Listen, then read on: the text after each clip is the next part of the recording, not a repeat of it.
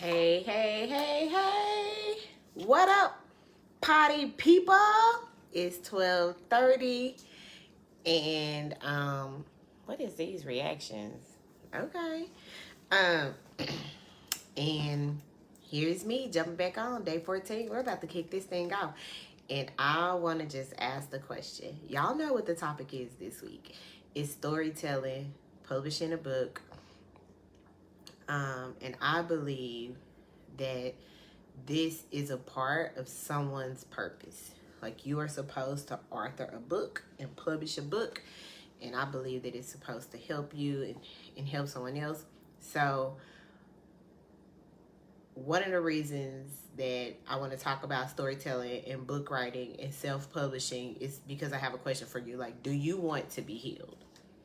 And like, do you want to be refreshed? And so, one of the ways you do that is by refreshing others. So, anyway, the woman at the well, when she met Jesus, she had something to share that was so incriminating and humiliating. But just by opening up authentically and sharing like her confusion and some of the choices she had made led to her own personal freedom, but it also made her a very successful evangelist. Like, I don't know if y'all recognize that, but if you don't believe me, it's in the book. Look it up. That's John chapter 4. So start at verse 8 all the way through verse 39. You're welcome. But anyway, people love stories. That's why they watch your stories. That's why they watch football. They love narratives. They love winners. They love underdogs. That's why they read magazines. Like, people love stories. And more importantly than they love them, they need them. They need stories to build community. They need stories for clarity. They need stories to develop character. And so you get all of these things from stories. And so I believe that stories are important. And so much so that I want to tell you a story. I was in like the 5th grade. We were preparing to do a spelling bee. And I had studied so long. Y'all, I thought I was super smart. And I studied. They call me up. It's the first round, and the word is gorilla. And I misspelled gorilla. Like, I can laugh about it now, but like, I was devastated.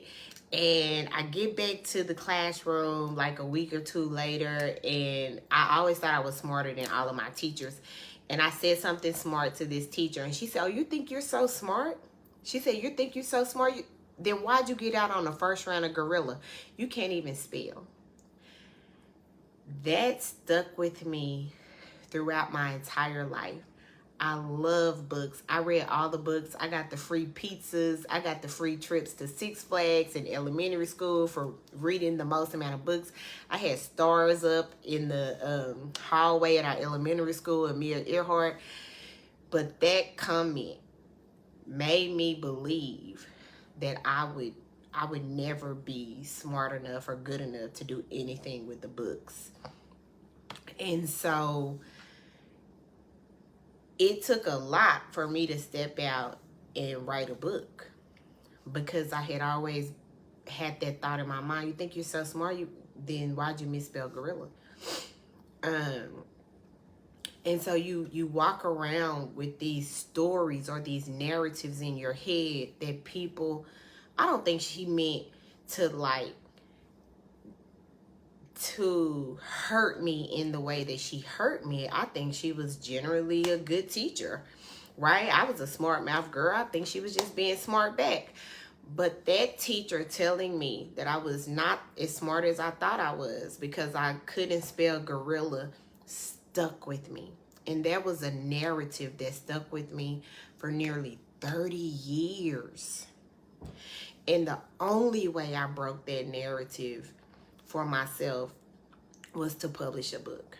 And so what are the stories that people are telling themselves that they are waiting on your book to break that narrative?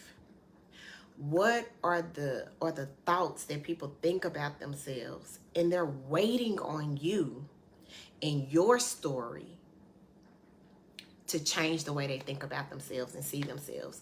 So I think I don't think everyone is called to write a book, but I want everyone to know that you can write a book.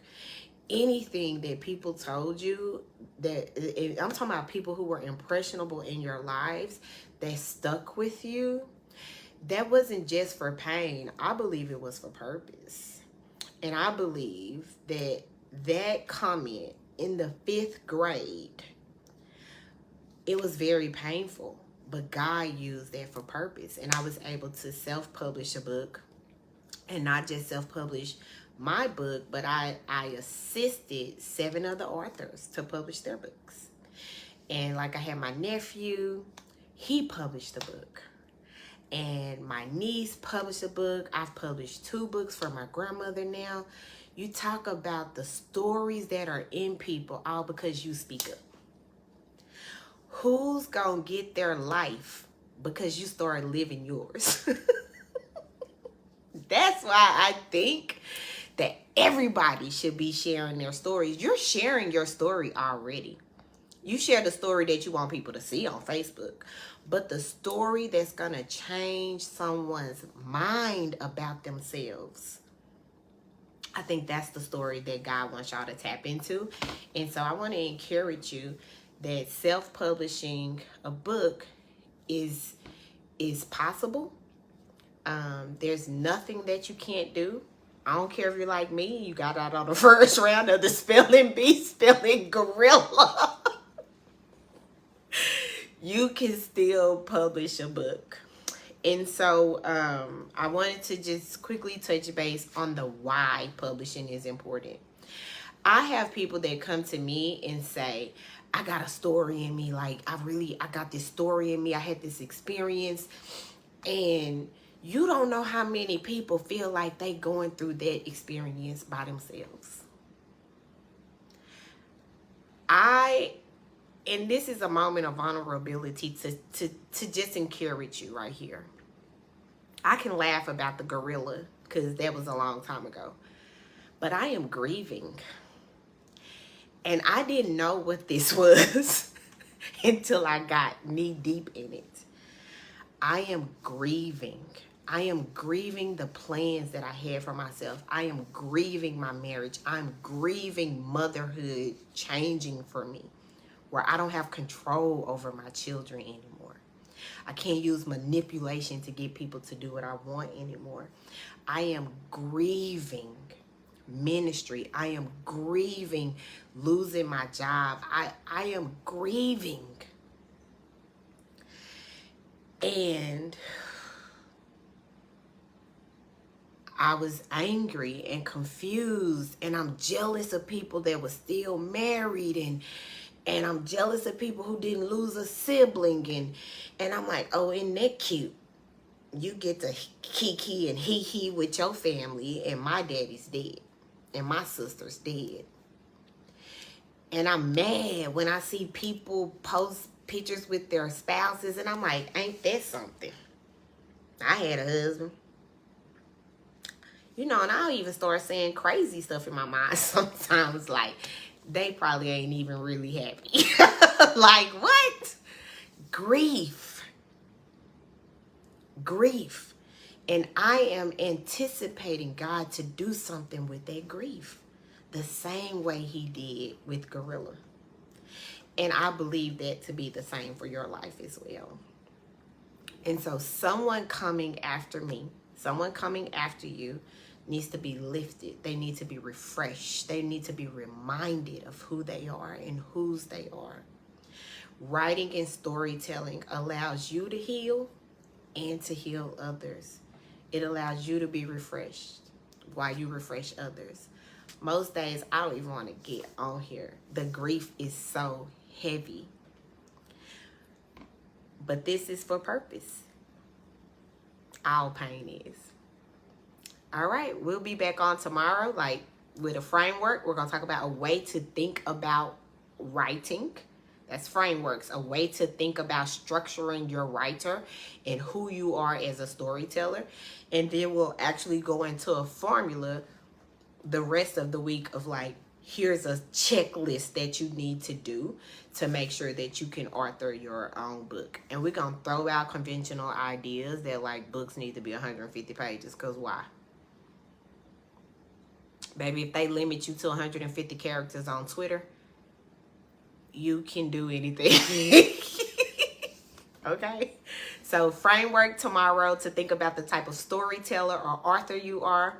I'm more of a narrator or storyteller. So I never make a point without telling a story, and I never tell a story without making a point.